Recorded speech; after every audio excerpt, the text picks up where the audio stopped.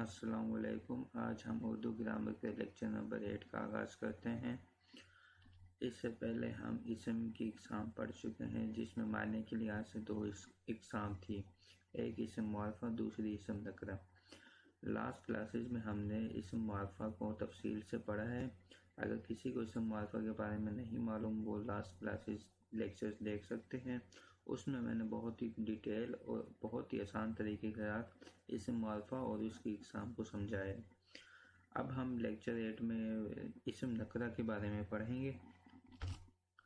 اسم نکرہ کا تعارف یہ ہے کہ وہ اسم جو کسی عام چیز، جگہ یا شخص کا نام ہو، اس کو ہم کہیں گے یہ اسم نکرہ ہے۔ مثال دیکھ لیجئے، آدمی ایک جنرلائز نام ہے، کسی بھی شخص کے لیے کہا جا سکتا ہے، یہ ایک اسم نکرہ کا کہلائے گا۔ اسی طرح شہر، کسی بھی ٹاؤن کو ہم شہر کہہ سکتے ہیں، چاہے وہ کراچی ہو، لاہور یا کچھ بھی ہو، اس لیے ہم یہ ایک کامن ناؤن ہے، اس لیے ہم اسے کہیں گے یہ ایک اسم نکرہ ہے۔ اسی طرح ملک ہے، ملک بھی ایک کوئی بھی ملک ہو سکتا ہے۔ اسی طرح مسجد ہے، مسجد کوئی بھی ہو سکتی، کسی پراپر مسجد کو آئیڈینٹیفائی نہیں کر رہے، کامن لفظ کا استعمال کیا جا رہا ہے۔ ایسے الفاظ کو ہم کہیں گے یہ اسم نکرہ ہے، چاہے وہ کوئی چیز ہو، جگہ ہو یا شخص ہو۔ بعض اوقات اسم نکرہ جو ہے اسم معرفہ بن جاتا ہے۔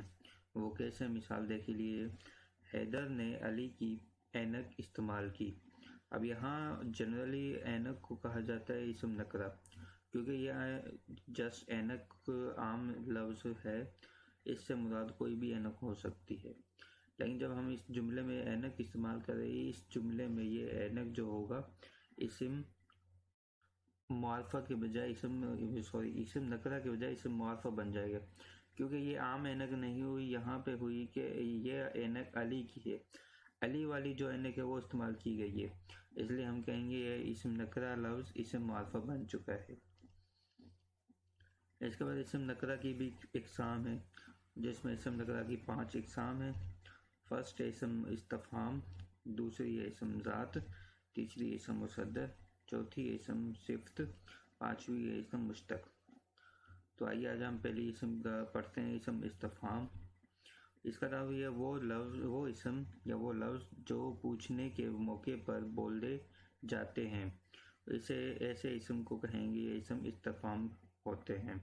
مثال دیکھ لیجئے، یہ قلم کس کی ہے۔ اب یہاں لفظ کس جو ہے وہ سوال کرنے کے لیے استعمال کیا گیا ہے، یعنی یہ لفظ کچھ نہ کچھ پوچھ رہا ہے، جملے میں کچھ نہ کچھ سوال کو پوچھ رہا ہے، یہ قلم کس کی ہے۔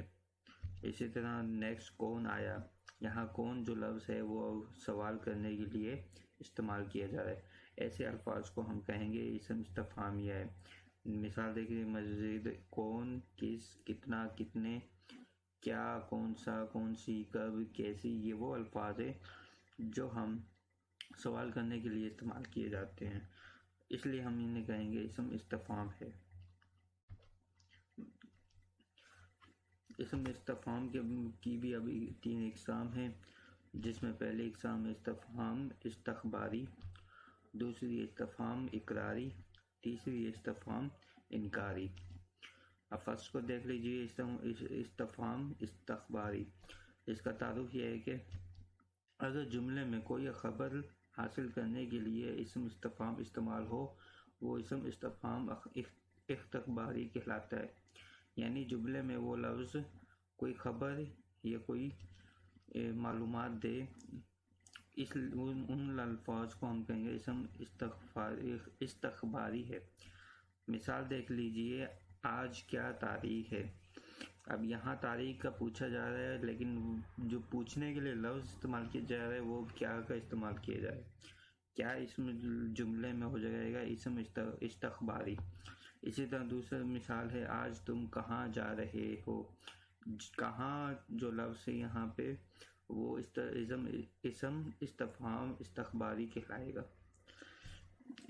ان جملوں میں اطلاع یا خبر حاصل کرنے کے لیے سوال کیا جاتا ہے، اس لیے ہم کہتے ہیں یہ جو بھی لفظ سوال کو ظاہر یا خبر کو ظاہر کریں تو انہیں ہم کہیں گے یہ اسم استفہام استخباری لفظ ہے۔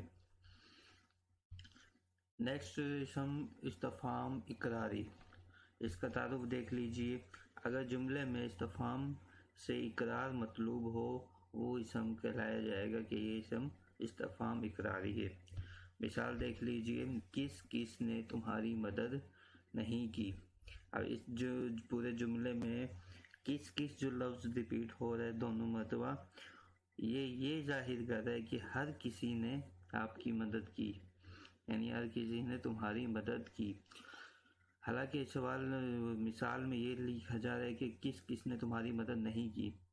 یہاں مدد نہیں جو ہے وہ اقرار کیا جا رہا ہے کہ مدد کی گئی ہے ہر ایک کی طرف سے۔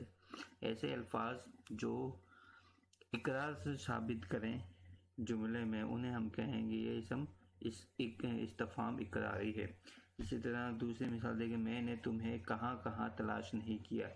کہاں کہاں بھی ثابت کرا ہے کہ میں نے ہر جگہ تلاش کیا، یعنی یہ اقرار کر رہا ہے کہ میں نے تمہیں ہر جگہ تلاش کیا، اس لیے ہم کہاں کہاں جو لفظ ہے اس کو ہم کہیں گے یہ بھی اسم استفہام اقراری ہے۔ ایسے ہی مختلف لفظ اسم اقراری کرائیں گے۔ ان جملوں میں اقرار معلوم ہوتا ہے اس لیے ہم استفہام اقراری کہتے ہیں۔ تھرڈ قسم ہے اسم استفہام انکاری۔ اس نے جیسے ہی تعارف یہ ہے کہ وہ اسم استفہام جس سے کسی بات کا انکار ظاہر ہو وہ اسم استفہام انکاری کہلاتا ہے۔ لفظ سے ظاہر ہے کہ انکاری اس میں انکار ہوگا۔ مثال دیکھ لیجئے، جاہل آدمی کی کون قدر کرتا ہے۔ اب یہاں کون ہے، کون لفظ جو یہاں پورے جملے میں یہ ڈیفائن کرنا چاہ رہا ہے کہ جاہل آدمی کی کوئی بھی قدر نہیں کرتا، اس لیے یہاں انکار کیا جا رہا ہے قدر کے متعلق، اس لیے ہم کہیں گے کہ کون یہاں جملے میں اسم استفہام انکاری کہلاتا ہے۔ آپ کو کون پوچھتا ہے، یہاں پہ بھی کون یہ ثابت کرنا چاہ رہا ہے کہ آپ کو کوئی نہیں پوچھتا، یعنی انکار کیا جا رہا ہے جملے میں، اس لیے ہم کہیں گے یہ بھی اسم استفہام انکاری ہے۔ ان جملوں میں کیونکہ انکار معلوم ہوتا ہے اس لیے ہم کہتے ہیں استفہام انکاری جملے ہوتے ہیں، لفظ ہوتا ہے وغیرہ وغیرہ۔ Thanks for watching. Subscribe my channel for more videos.